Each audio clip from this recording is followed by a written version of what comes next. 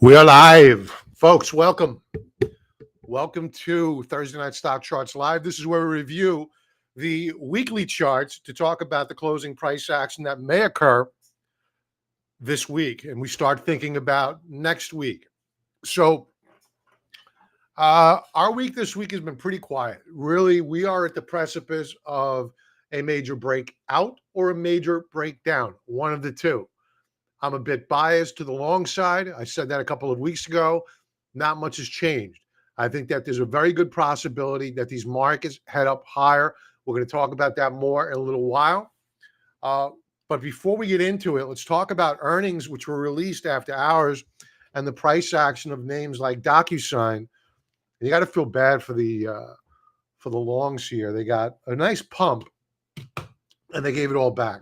So hopefully, if you're long of DocuSign, you're able to sell this rip up higher. Right now, for all intents and purposes, we are flat in the after-hours session. IV ranking at about 48%. So that means that you have a whole bunch of option sellers who traded the earnings here, very, very happy, and options buyers pretty ticked off because those options are going to be worth nothing tomorrow.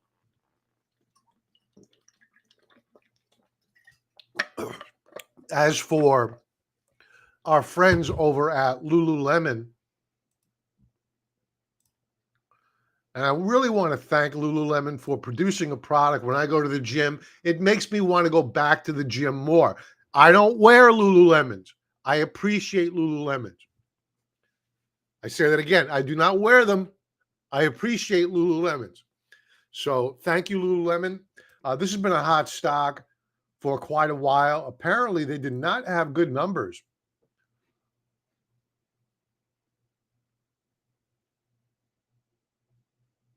They're still going to continue repurchasing shares. Inventories dropped. That's pretty good. They warned of expected profit and sales of the holiday. Okay, so their guidance for the holiday season is not good. So that's why Lululemon is tanking. We're going to be talking more about the consumer in a little bit. I have some videotape I want to play. Also, after hours today, we had Broadcom come out. Again, option sellers here made nice profits. 48. That's not the right IV ranking. All right, so I wouldn't have traded this. IV ranking was no good. After hours, we closed at 922.26. We gapped down on earnings pretty measurably, but we bounced back to be about unchanged. Let's take a quick peek at their numbers. They boosted their dividend. Guidance is good. AI chip demand is boosting revenue.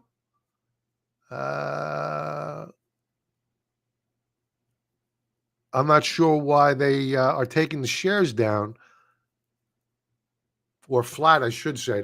But I'm not sure what caused that knee-jerk reaction. Maybe the whisper number was higher on the street. Let's see what NVIDIA is doing after hours. Not much. It's up a little. Okay, let's say hello to folks. Seymour Rivers. Hey, folks.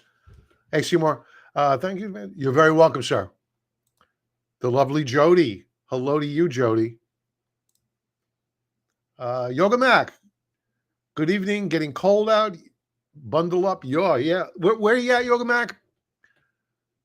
I need it to get cold. I need that natural gas to run. TZ Burton, welcome.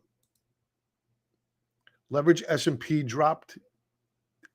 4-time leverage S&P 500 today. Ticker XXXX. Really? Is that really? 4 times? That's bananas, man. They have to rebalance those every day. 4 X's. Bank of Montreal. Holy crap.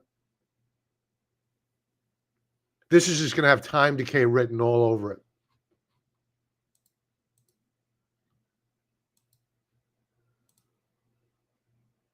Okay. Thanks for that, Yoga Mac. What's kind of, are they trading options here? No options. So you're in Winston-Salem, and it's getting cold down there? That's good to hear. Let's see what natural gas is doing. I added more to our position today, and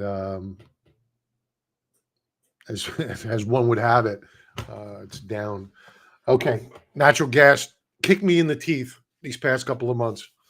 All right, let's get to it. Futures on earnings were down slightly, not much. Yields were up today, no breakout. VIX is now up in the after hours session with NQ down. Okay, let's talk about, let's make sure that I turned on my system audio here. Let me try this. I do this. I did not turn it on. Thank God I checked. So I always like to start these live streams off with an idea of just how corrupt Washington is and the incompetent, I don't know what to call them, lizard people that are running the show. So let's hear what Lurch has to say himself. This is John Kerry, our climate. That's how you can do something. And Lord knows he's never at a loss for words, but he's always at a loss for facts. Come on, John Kerry, give us your wisdom. Take it away. I said, take it away. We're going to be transitioning out of coal. There shouldn't be any more coal-fired power plants permitted anywhere in the world. That's how you can do something for health. And the reality is that we're not doing it. So, the measure here is really sounding the alarm bell. I find myself getting more and more militant because I do not understand how adults who are in position of responsibility can be avoiding responsibility for taking away those things that are killing people on a daily basis. And the reality is that the climate crisis and the health crisis are one and the same. We're going to be transitioning out of coal. Okay, so this grifter, and he's always been a grifter. His father, when he was over in Vietnam, made sure that there was a film crew following him around to get tape of him in action on his swift boats. Then he comes back from Vietnam, immediately goes before Congress and talks of his fellow servicemen and uses the words, they acted as if they were Genghis Khan in front of Congress, throwing his own fellow soldiers under the bus in front of Congress. When they came home, everybody saw Rambo. They got spit on coming home because of guys like this piece of human waste. And he almost became our president. Swift boat vets, yeah, recall donating to them against Kerry. Good man. This guy is just an absolute disgusting person. He had a boat that he's such a the common man, good guy. He wants to raise taxes on you, not on him, on you. So he gets a yacht. He has a yacht. He lives in Massachusetts, but where does he park his yacht? He parks it in Rhode Island, so he doesn't have to pay taxes over there. He gets, I guess, cheaper taxes or whatever than in Massachusetts. That's this guy. This is the same guy when they had, what is one of the daughters for Obama. They had a party over in the island. He flies his jet from Massachusetts out to Martha's Vineyard. Here's a guy saying that you shouldn't be able to travel on commercial airlines. You shouldn't have a car because you can't even have a steak because supposedly flatulence from a cow causes climate change. They still can't define what that is, but he can fly his jet wherever he wants. This piece of human waste. I have not enough bad words to say about this guy. Let's not get all too serious. Let's have a little bit of fun here at the expense of times another because of piece of climate human change. waste, and that is Climate change. oh, shut up. That is Hillary Clinton. This is a I don't know if it's AI, it's a meme of some sort, but really well done. So get a laugh out of this one. Again, this is the climate change grift. Right? It's crisis, crisis, crisis, fear, fear, fear. Give us your rights. We'll do right for you. We got it right the last time during COVID. You'll understand someday why people are sick from those drugs that they took. But we did the right thing. Lockdowns are right. Blah, blah, blah. Here we are. Take it away, you evil witch. You go. Climate change is real, everybody. Those hard drives got destroyed because of climate change. My husband flew to Epstein's Island 40 times because of climate change. I lost the 2016 election because of climate change. My husband cheated on me because of climate change. He literally got his dick sucked in the Oval Office because of climate change. Even Jeffrey Epstein died because of climate change. It wasn't me. It was definitely climate change. Climate change is... Well done. Who did that? That's bravo. Bravo. Okay, we did earnings. S&P 500 PE ratio. We are now at a 31 handle, and we're probably going higher. Why do I say probably? Because tomorrow we have coming out the Pimp Mac Daddy of them all in terms of economic reports. That is the jobs report. Watch the wage number. If we get a weak employment report, we may see a market rally. And I'll go back to that in a moment. However, if we get a strong wage report, average hourly wages expected to rise by 0.3%, if that beats, that's a major problem for the equity market because the Federal Reserve wants more unemployment. They want lower wages. They want your tax dollars too, but they don't want you to work.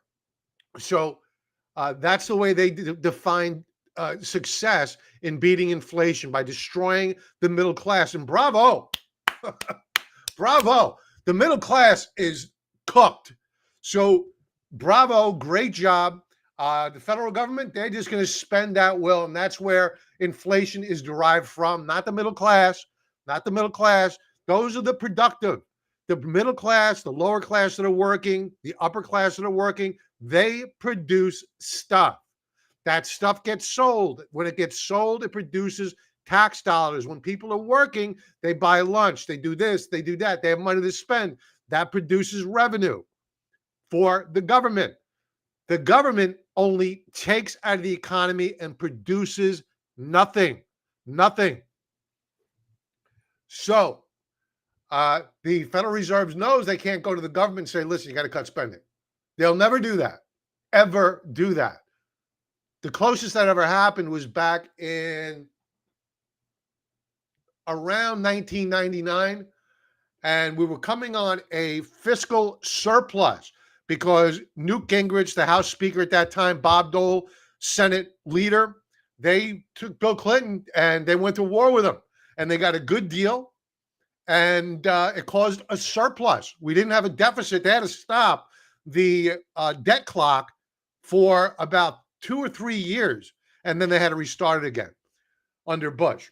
So where was I going with that? Anyway, the government doesn't produce anything. They just spend. They create inflation. So beware of this number tomorrow. We could see a higher unemployment rate fractionally, but you cannot see a higher wage growth number. That is deemed inflationary. Now, in prior times, if we got a miss on unemployment, meaning it came out hotter than what was expected, equities would rally because that would mean that the Federal Reserve needs to hike rates. The problem for the equity market now is that You saw the ADP number come out on Wednesday. Let's bring up S&P 500 for Wednesday. So this was yesterday, right? So we had an outside reversal bar on the S&P 500, on the triple Qs across the board. Why? Well, you had ADP, which came out, and it was a big, big miss on job growth. So we're at that point, and I've mentioned this in the past, is that up until the time that the Federal Reserve is expected to raise rates, bad news is met as good news by the equity markets because they know it's kind of forcing the hand of the Federal Reserve. But we're already forecasting out into, as soon as, at least it was this way last night. Yeah. As soon as into January, they're starting to bake in a probability of a rate cut as soon as January. Now, this is still highly improbable. But 2 weeks ago, when I talked about March, it was highly improbable for a March cut. It was rising a little bit, probably about 15%. But now in March, you could see that odds favor a cut. Easing probability now 61%. So the street is getting what it wants. So they don't want good news, but they don't want horrific news either. They want it Goldilocks. They want it just right. Not too hot. A little bit cold is good. Lukewarm, better, because they have to worry about earnings next year. Because if you have bad news and declining interest rates, and you have declining interest rates due to the bad news, well, if that bad news means recession, that means earnings are going to be bad next year. And did I mention we have a PE multiple of 31 on the S&P 500? That's very expensive. To put it into context, the mean is 17. So tomorrow's going to be a critical day. Now, we could either have a big breakdown or a big breakout tomorrow. We're going to go over the weekly charts in a moment. Now, we're going to talk about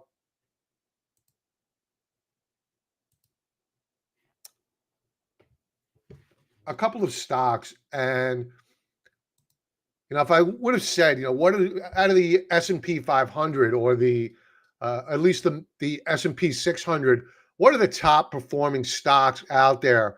And you'd probably come to mind, you'd probably say NVIDIA. That's up 219% on the year. Stellar performer, really outstanding stuff. But it's nowhere near the best performer. The best performer, or one of the best performers, is this company, Affirm Holdings. What are they? Payment processor. But they're a specialty payment processor. And they are up over 300%. And we're going to talk about the whys in a moment. But only a couple of weeks ago, we had Black Friday, and you could see how this thing has just ripped through the ceiling. So what does that have to do with Affirm? Well, there's something called Buy Now, Pay Later, BNPL. And here is the consumer discretionary stocks. And I've been wondering why they've been able to hold up so well. They're up 34% on the year with a consumer that is tapped out. Retail sales are still grinding up higher, even though savings have been wiped out. Inflation is still out there. Credit cards are maxed out.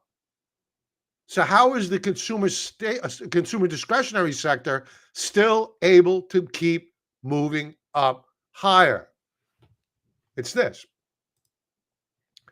Buy now, pay later options aren't necessarily better than credit cards. And I'm going to play a video here in a moment. I'm not going to belabor this. I think it's these two guys are going to speak. They're going to tell you more about it than what I can. But with credit cards, you need to make a more proactive approach to paying down your debt. So this is not a credit card buy now, pay later. They circumvent what a credit card is, and they really nail the consumer pretty hard. Granted, yes, the consumer is the one, caveat emptor, let the buyer beware. I'm not letting the consumer off the hook here. I'm a capitalist. I'm a libertarian. I believe in personal responsibility. So they provided a product, and if you want to put your head in that noose and if you want to jump, okay, so be it. They know what they're getting into. The consumer knows what they're getting into. Everybody's a big boy here, and let the chips fall where they may. But I can guarantee you one thing, this ain't going to end well. Let's learn more.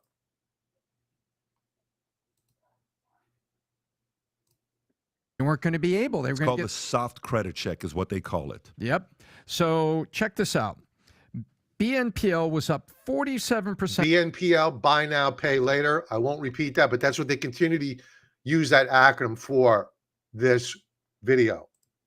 At Black Friday. Last year it was 11%. This year it's 18%. And 20% of customers said that they would apply for it. So the real data is showing up. Check this out as well. This is kind of dangerous. Here we go. Half of people in a survey that was taken after Black Friday said they would have postponed or canceled the purchase of an item $500 or more that they used BNPL if BNPL wasn't available. Translation, I couldn't afford it, and I didn't have credit to do it, so I chose BNPL. So I think we need to look at BNPL delinquencies in Q1 and see what's going on there. And people, 30% of the survey respondents said that it was the low or non-existent interest rates. For instance, there are most people don't know BNPL. When Best Buy says BNPL through a firm, paid through your PayPal, you will get 0 interest rates if you make the 4 payments and have it paid off by March 1st. So December, January, February, March, you pay that, it's 0 interest rate. So most people said they went for the 0 interest rate and no credit check, and we had 9.3 billion used, which was up 47% from last year. Check this out. We're going to get back to this in a second. So you can see the damage that can be done here. You have the consumer in that poll cannot afford a purchase of $500 or more. Over a year ago, they came out with a survey. Your average homeowner in the United States couldn't come up with $400 for an emergency repair to their home. There's something very wrong with this ability to have this type of product out there. And as I mentioned, it's not going to end well for anybody. So this could be the next big bubble at some point in time down the road if they allow this to really get out of hand. And there's no indication that they're not going to let this get out of hand. The legislators, if they were legislators, if they were any good at their jobs, and they're not, they would be ahead of this and seeing what's coming down the pike because we're talking about it, but they won't. They won't. And here's where Apple comes in.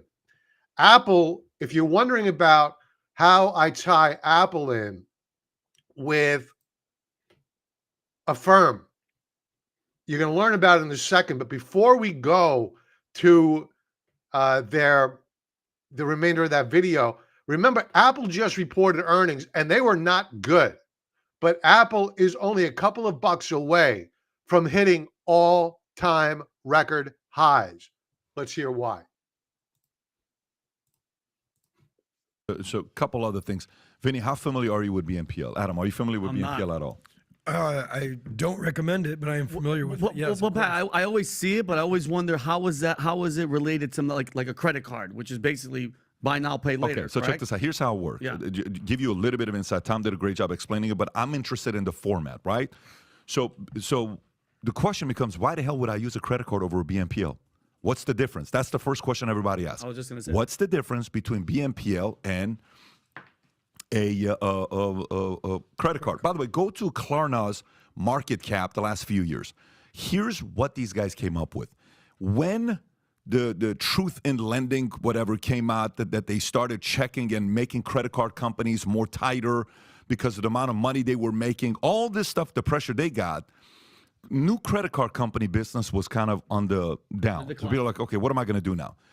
What they define as a credit card is you making 4 payments or more. If you make 4 payments or more, so for example, you buy this phone for $1,000. You decide to pay this off in 10 payments of 100, credit card. If I buy this book for $40 and I'm able to make 4 payments of $10, that's a credit card. Anything less than 4 payments doesn't go through the act of, the Truth Act and lending, act that they came up with for credit cards. So what these guys did, the buy now, pay later, it's 3 payments. So I buy this phone, it's $1,000, I pay $250 up front. They don't consider that as a payment. They consider that as a down payment. Wow. Then I make 3 payments of $250 the next 6 weeks. $250, $250, $250. So 6 weeks later, I'll pay the phone off for what? $1,000. So now the question becomes, okay, the customer's happy because they got the phone and they were able to pay it in 3 payments. And then the actual product developer is happy because they sold the phone for $1,000. But why the hell would there be a business model for this? Here's why. Because Klarna goes to Apple and says, hey, we'll offer this to you. Klarna is a bank. It's a bank. They underwrite all of the financing for buy now, pay later customers, but you got to give us 2 to 8% on the back end, which means what? So if you sell this for $1,000, you negotiate it with the retailer. So let's just say the retailer negotiates 4%. So if you buy this at $1,000 and I give the BNPL, you're going to give me upfront how much on $1,000? $40. So Klarna makes 4% on 1,000. That's $40. And they're like, we'll take that risk. We'll go ahead and get with that and make the payment. Soft credit check. They're not doing a full-blown credit check on you. Here's the problem. You miss 1 payment of the 3. You know what the interest rate goes to? What? 30% on the entire purchase. Yeah. So it goes from $1,000 to $1,300. 23% of people that have used the buy now, pay later are sitting there saying this was a terrible experience. This is Klarna's valuation, by the way. Wow. Look at the valuation there to the right. October 8, 2018, it was worth $2.5 billion. Then it went to $5.5 billion. Then it went to $10.6 billion. Then it went to $31 billion. Then it went to $46 billion. Back down to $6 billion. Now, this buy now, pay. So the bubble's already begun to burst for these guys, the bank. So you can see how this is not going to end well. People out there are broke. They're not going to make these payments on time. If they get hit with 30%, they're just going to go into default on them. And this is the reason why you continue to see XLY continue to move up higher. Apple, I don't know if he talked about Apple at all yet. Pay later model, you know who it's going to work for? You know who just launched a buy now, pay later last month? Apple on October 23rd just launched a buy now, pay later only to their customers in America. Now, here's the thing. Guess why Apple's not worried about this model? Why do you think Apple's not worried about it? Go ahead and don't pay it. Yeah. Go ahead and not make the payment. You know what Apple can lock you down from using? Your phone, iTunes, everything. The Apple apps, Pay. they can shut you off for social media. So guess why this is a phenomenal model for Apple? Phenomenal model for Apple. That's about it. So now you know why. One of the main reasons is why Apple's about to hit all-time record highs on disappointing earnings. Financing. So what else do we have here? We need to go through Fed's balance sheet.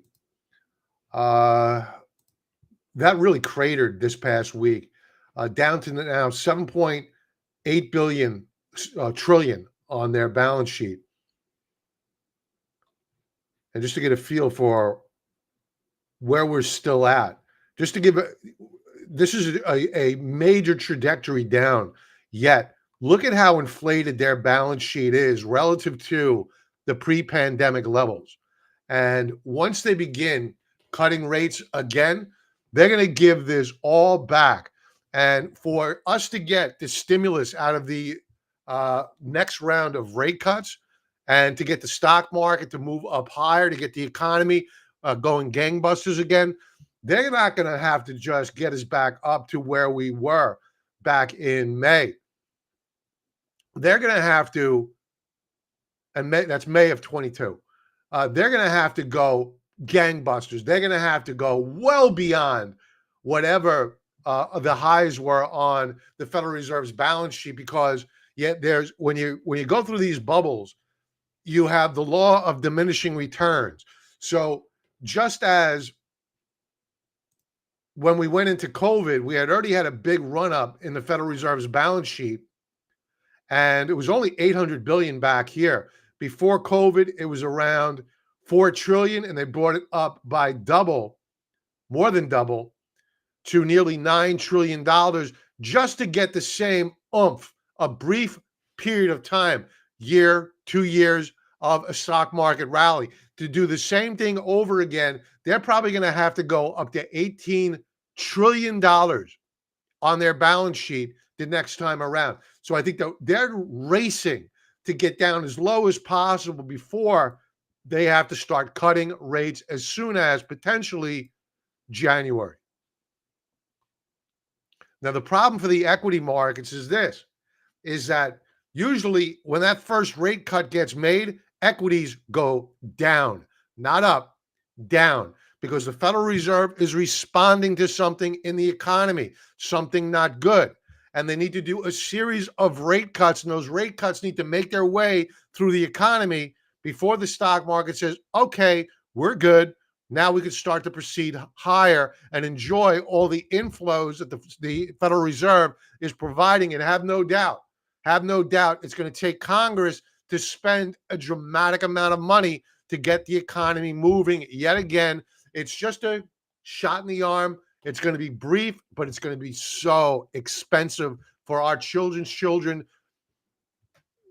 We can't afford the relief that they're going to try to give us in a couple of months. But get ready for a melt up. They're going to do it. All right, let's go to comments.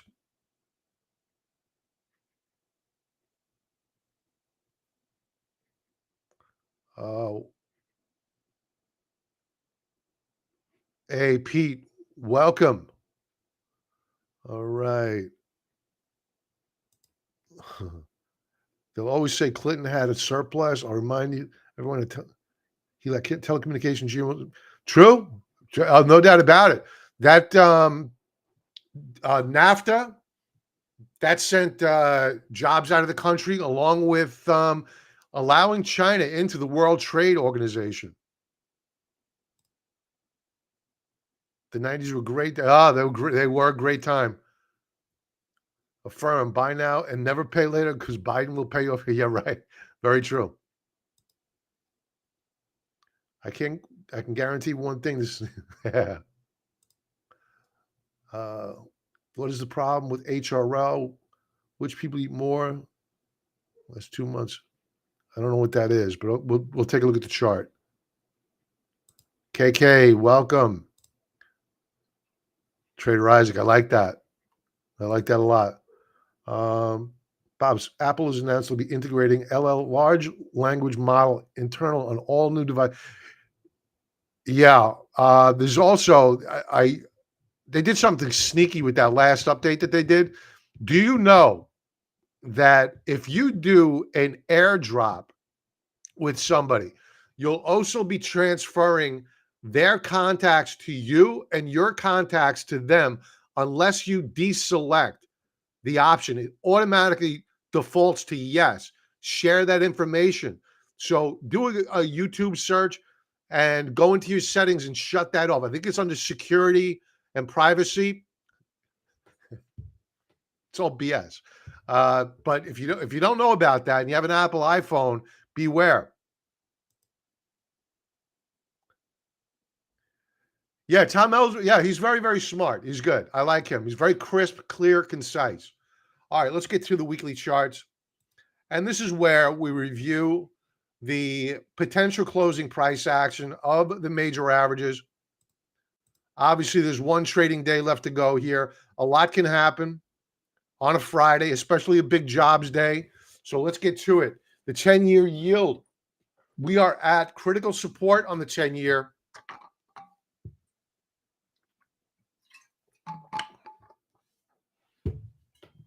It just seems like yesterday that we were near a 5 handle, and we have since backed off. And it looks like we could press lower, but if that jobs number comes out hot tomorrow, along with the wage growth, expect yields to rally. And the one thing that I worry about here, yields were up today, or flat for the most part. The one thing I worry about here is this descending wedge formation.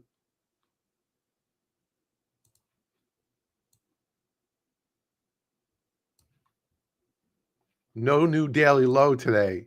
So this is setting up for a counter trend rally. We are very oversold on the 10-year yield. Therefore, we are overbought. This is a weekly chart of the TLT. Weekly chart, still very healthy chart. It's a breakout thus far. One trading day left to go.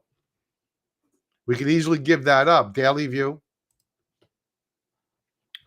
Just as we are oversold on the yield, we are overbought on price for the bond.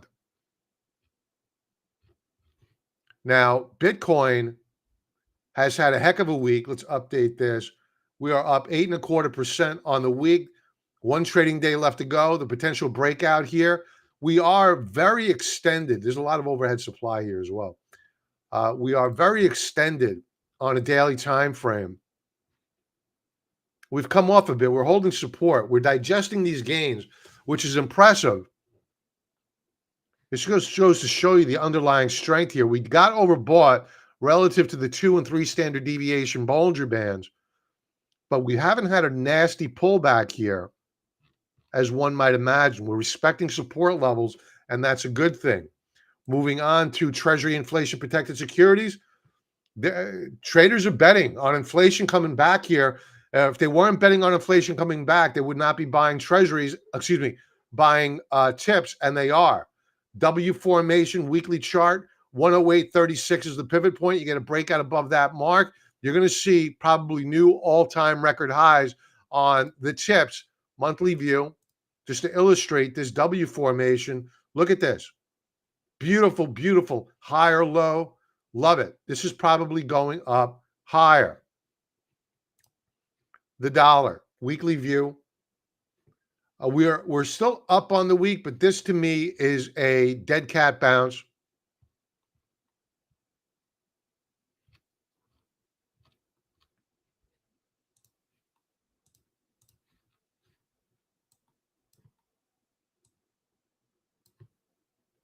And I think that this gets faded. I would be fading the dollar. Both lines on Stokes trading down below 50. That means rallies tend to fade. Daily view. Daily view, we broke support today. Good stuff. We added more to our gold mining trade vis-a-vis selling puts close to the money and selling calls deep out of the money. Will the dollar pullback continue? Quite possibly. Not a great chart of the euro, but not horrific either. Not quite sure. Jury's out. Yen behaving very, very well.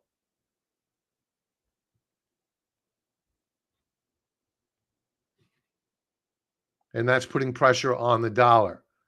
Volatility, weekly view. Second consecutive up week. We're respecting the lower band of support at 12.5 on the VIX. Let's go to a daily view to get a feel for how traders are positioning ahead of tomorrow's jobs report. It closed at resistance. As much as I don't want to say it, as a premium writer selling premium, I like high volatility. As much as I don't like lower yields, lower volatility, I think that this could quite easily break tomorrow on lukewarm job growth and lower than expected wage growth. If we get that, expect a stock market rally. Elbow drop like, please, yes, thank you very much. Well stated, Yoga Mac.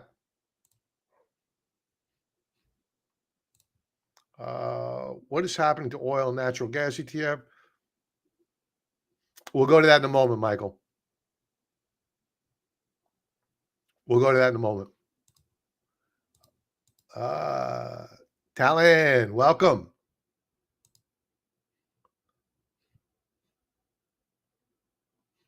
All right. Let's move on. So there is our triangle formation. The Dow transports. They're holding a breakout. They broke out last week. They're doing a retest this week. How's our volume? Volume is pretty big to the downside. Let's go to a daily view to get a feel for how they closed them out today. Oh, this is a continuation breakout setup. Nice. These could break out.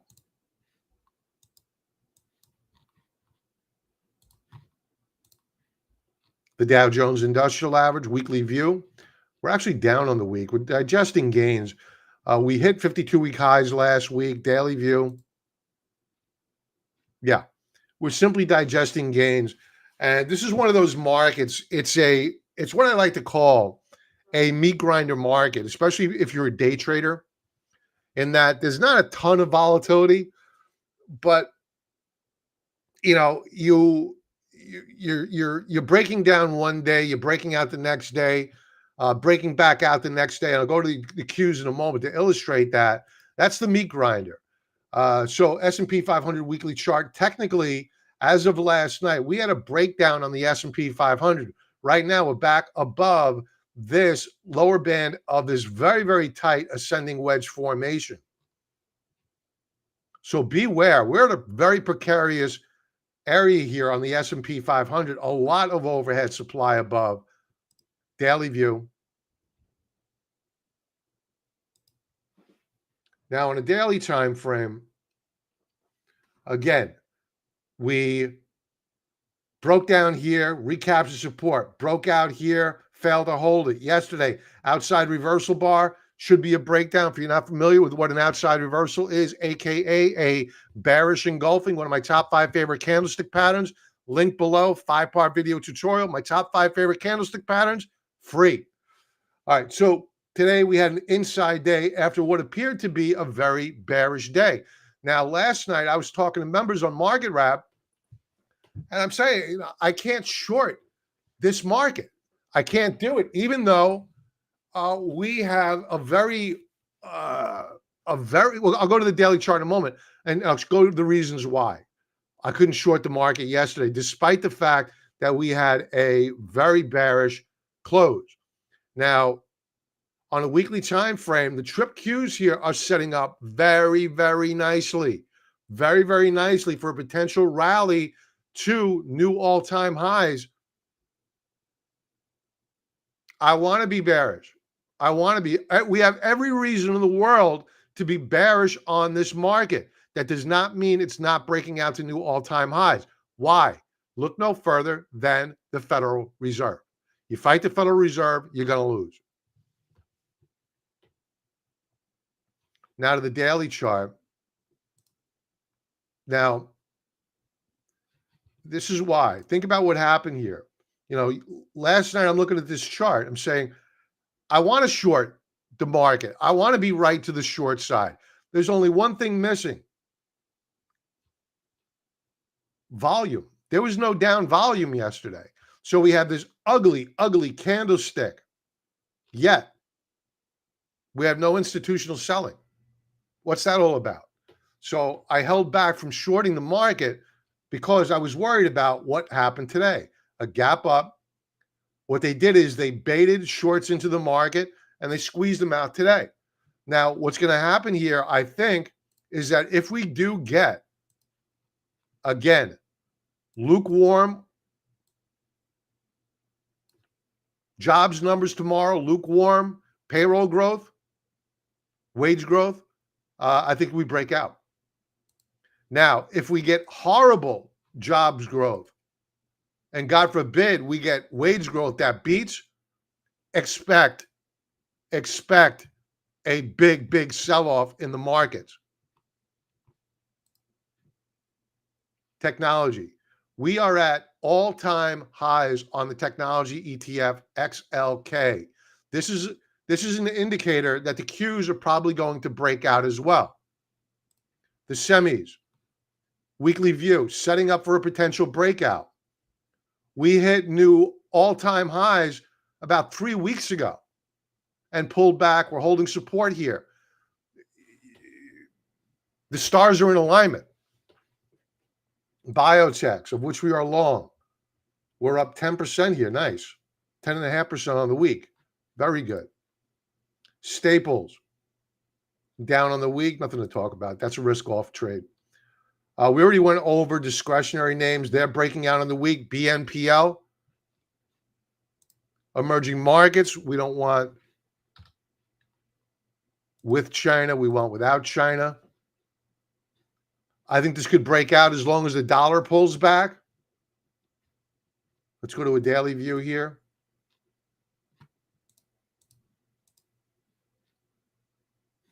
Bearish day yesterday. Here, get a load of this. This is the meat grinder market. We gap up. We reverse. Then we break out. Then we pull back. Then we have an outside reversal bar. Not really an outside reversal bar. A bearish reversal day. And today, an inside day. It's a meat grinder market. You try to take a directional play right now, you're getting chopped up. So right now, it's just a time just to say, okay, let the market tell us which way it wants to go. If it wants to go up, if it wants to go down, we'll play either way. I don't care. I'm not emotionally involved. I just want to know what the rules of the game are. You're going to break us out. You're going to break us down. I'm not going to make that decision. The street's going to make that decision. And we'll play by their rules. Energy. Annihilated on the week. This is going lower. Down nearly 4.33%. What did it do on the day today? I know oil was up. Continuation breakdown on the XLE. Now, as for oil, let's refresh this. Oil is down over 6.33%. At current, we are trading down below the 200-week moving average and well below the 50-week moving average. Add to that, let's take a look at gasoline prices. Now, I want to be a lot more bullish on gold and the mining stocks, but I can't be right now. Why? It's because you have a massive breakdown in oil, natural gas, gasoline. Add to that, you had today a big break on the DBA. This is a weekly chart, but we're now down on the week by 1.5%. DBA is an agriculture ETF. So what this is implying, actually, there was a down day yesterday. My apologies. Down day yesterday, up day today, inside day today. What this is implying is that we're seeing deflationary elements in the economy. Food prices coming in, energy prices coming in. Why? Why? Aren't we expecting rate cuts? Isn't that supposed to be stimulative for the economy? Why are energy prices coming in when we're getting rate cuts as soon as definitely March, possibly January? Recession. That's what this is telling us. The only thing that's not having me hammer the table home on recession right now in the short term are the Dow transport stocks. They're getting ready to break out. They're down on the week, but they're getting ready to break out, potentially. Now, if they were to fall along with the energy stocks, I would be saying, okay, then yeah, we have a serious problem here. And if they're jacking up the Qs, they're jacking up the semis to unsustainable levels, we're probably going to want to lean into the short side of that rally. But as long as we get the Dow transports confirming the move higher on the rest of the market, I'm not going to go there to the short side. Not quite yet. But we'll be watching. Now, so to your question, Michael, the reason why you're having UNG, UCO, I guess it's in natural gas, was UCO. I'm not familiar with that one.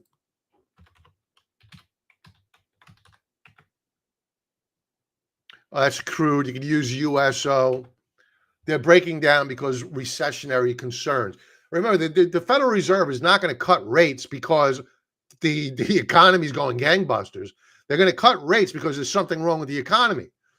And one thing I didn't go over, which I should have, we'll come back to this in a moment, is that this data gets released every Thursday. And these are the regional banks going over to the Federal Reserve. Fed's bailout fund explodes to record highs as massive money market inflows continue. So the regional banks, which were in trouble back in March, are still in trouble. They're just not advertising because they're on life support with the Federal Reserve. So the commercial real estate bomb is still a bomb. It hasn't gone off yet. It is going off bit by bit. Deutsche Bank has to give up a property in Manhattan. So these little time bombs are going off everywhere. You just haven't had that one big.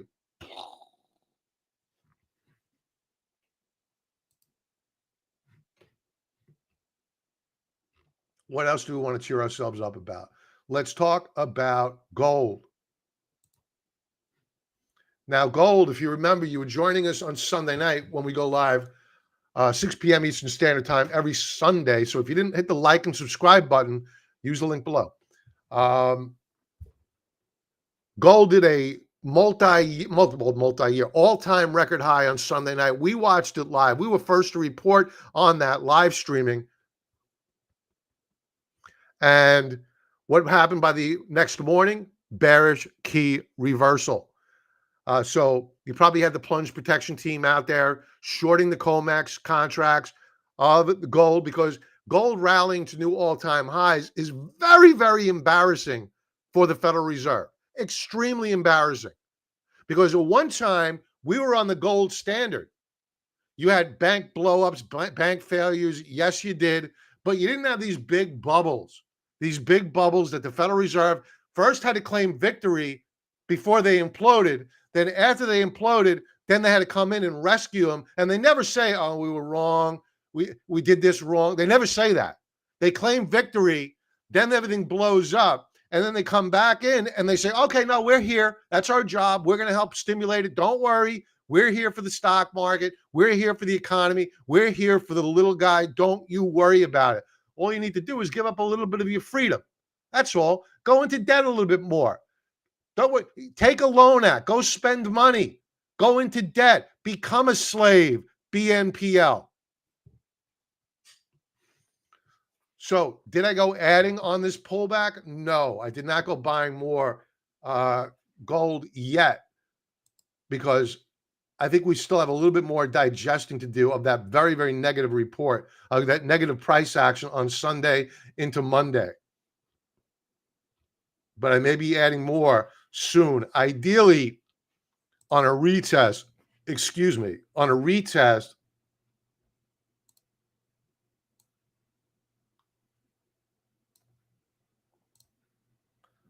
of around 2,000 and or that lower band of the rising uptrend channel. Now, as for our gold mining plays, they're down on the week. They're digesting gains. Nugget, which we had tried to sell puts on last week, the week before as well, couldn't get a fill on the trade. We got the pullback this week. We did not go chasing Nugget, and that discipline paid off, because if we would have chased last week, we would be in trouble this week. So this week, what I did was yesterday, we finally got the fill. I sold puts at the 30 strike. And when I say I sold puts, for those not familiar, when they hear put, they say, oh, that's bearish. When you sell the puts, it's bullish. You're the banker, not the casino. So we got paid a premium of around $1.30. So if those shares are put to us, our basis cost is $28.70. I'll take that. So we may add more on a continuation pullback, but right now I'm satisfied. I want to see gold catch a bid. I want to see a weekly close on the dollar week. And we'll leave it off here with two charts. I didn't go over Boyle, Nat Gas. We'll go over that. Before we do that, silver, very bearish week. We own it. I'm going to buy more as soon as we get some bottoming action here. As for Boyle, UNG, whatever you want to trade, continuous contract. On the day today, we had very close to a doji star formation, one of my top 5 candlestick patterns, link below, 5-part video tutorial. Let's go to a weekly view. Still very bearish stuff. The reason why we added more to our trade today is because Nat Gas hit historical support at 2.5 and it bounced. So we're looking for a rally of an oversold condition on natural gas. I do not expect an extended rally. I just want a rally that's going to get me out of my trades and raise capital and find another trade. House of pain on this one. And that's that. Let's do some chart requests.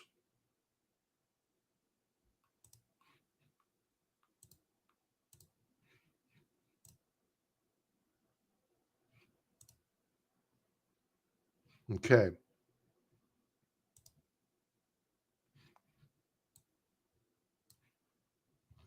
All right, so we have Tesla up here. I know Tesla was requested.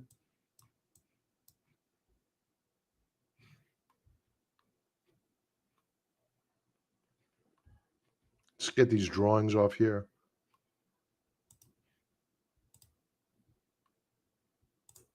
Okay. All right. So the story with Tesla is a good one. It's been lagging of late. Where we have the rest of the market, or the Qs anyway, and the S&P 500 getting ready to break out to new all-time highs, Tesla's been in a very, very long consolidation. I think that's about to end. I want you to take note of the stochastics, higher lows, weekly time, a monthly time frame. Let's go to the weekly chart. Looking good. Let's take these drawings back off again. Now, in a weekly chart, we have a lot of resistance up here at 240. What is that? 248. And I want to know when we break through it. You know what? I'm going to set this on a daily chart.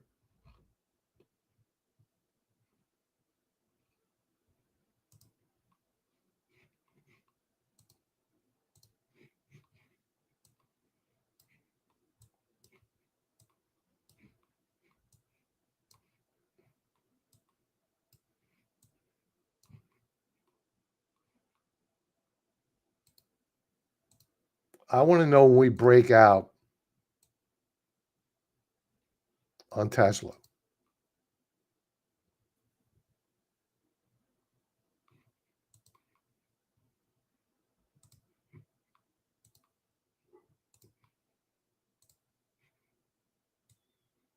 Let's try that again.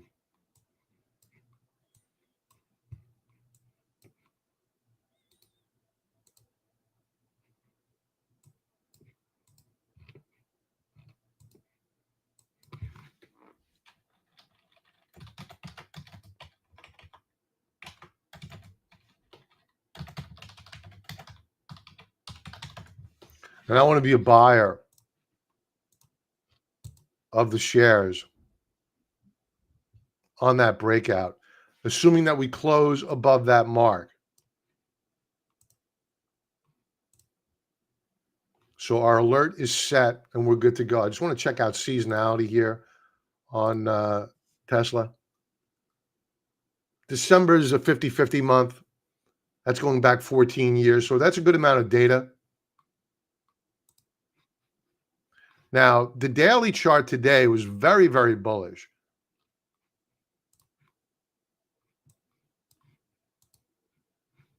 Let's get these drawings off. So, bullish key reversal bar. And the only problem for Tesla is that they have a lot of overhead supply here. So that's why I'm saying I would really want to wait until we get a close above 248. Now, if you want to buy the shares, I have no problem with that. But what I would do here is I would not buy the shares at this price. I would rather go and sell some puts on Tesla. You're not going to get a lot of premium. I think the IV ranking here is at about 7.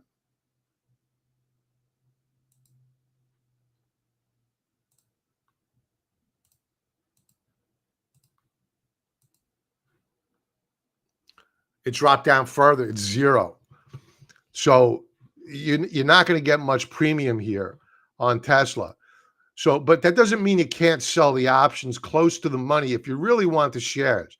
I mean, what you could do is just this is just, let's just bring it up. Trade. Let's say we want to go out, say to January. We closed at 242. Let's say we want to play it safe. You could sell a put here at the midpoint, say for $6.40, $6.45, around that ballpark. And you can get yourself a discount if they're assigned to you. But the only problem is that if we're breaking through 230, there's probably something wrong with Tesla, and it's probably going to go lower than that. So, right now, if you want to be in the trade, you don't want to buy at these prices, I would start thinking about selling a deep out of the money put. Maybe you want to even go back as far as 220 strike, 225 strike. That's the way to play this at this level. Now, if we break out above, what did I say, 248, then you could buy the shares. Then maybe you want to do a covered call strategy and just sell some covered calls against the position. Up until 7 o'clock, Ramon. Yeah, and I got to go to the numbers area to make sure I don't forget anybody there. What time is it now? 7:03. Yeah, I can only do a couple. I got to go to numbers first. Seamus. This is one of our new members. We cannot forget about Seamus. Seamus wants AAL. So that's my game plan with Tesla. I'm entertaining it right now on my own. Wow, airlines moving up here. Let's go to the weekly view. We're on the precipice of a potential breakout. I would wait on this to see if we close above this fractal trend line here in red. These usually act as pretty big resistance levels. You're also going to have another resistance level up here at around 1450 per share. So just beware of that. Where do we close in the day? 1391. I'm not loving the weekly chart. I think it's constructive, the weekly chart. I'm not loving it. The daily chart looks good, but you got to keep in mind that you do have that weekly chart. That's the hierarchy. You need to worry about the weekly chart before you can concern yourself with the daily chart. And right now we have a lot of resistance in here that we cannot ignore. So it all depends upon, do we close above this resistance level here in red, which is at about 1377 if you need a number. And then I would look to buy this next week, nibble increments. And then once we close above 1450, I would be a little bit more aggressive with my buying. On semiconductor, oddly enough, a very similar chart. You have a lot of overhead supply here on a weekly chart at around $78 per share. We do have a potential breakout on the week, one trading day left to go. If we close where we close today, tomorrow, Harper.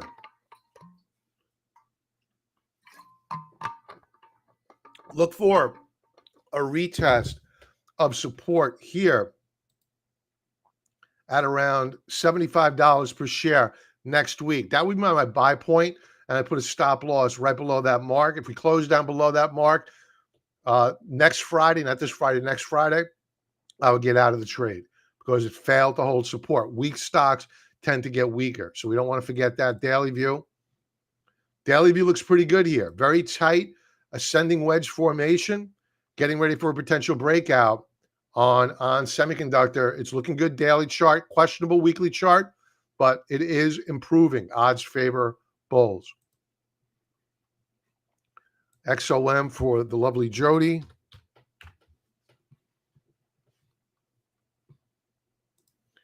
Yeah, I can't buy this right now. It's as goes oil, so goes these energy stocks. These are cyclicals, and it's baby out with the bathwater time.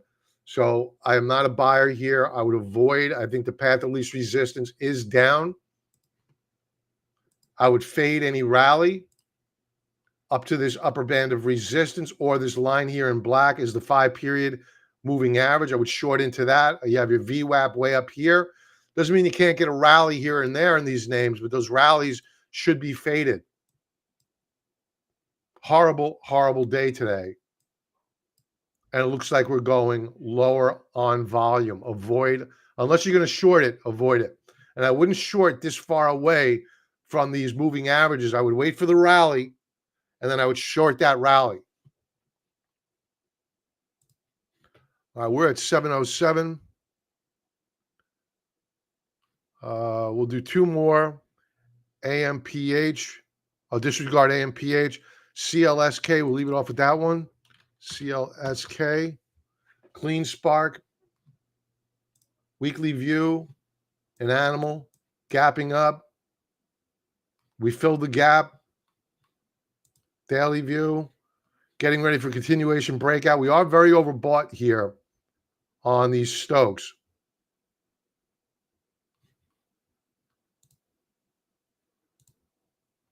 Good looking chart. Monthly view. We're breaking out. This thing wants to go up higher. Bullish on CLSK. Folks, thanks for being here. And please like, subscribe. You know the deal. 5-part video tutorial, my top 5 favorite candlestick patterns. That's linked below. And everybody have a profitable trading day tomorrow and an awesome week. And I'll talk to you soon. Be well. Jody, have a great night yourself. Take care, folks. Be well.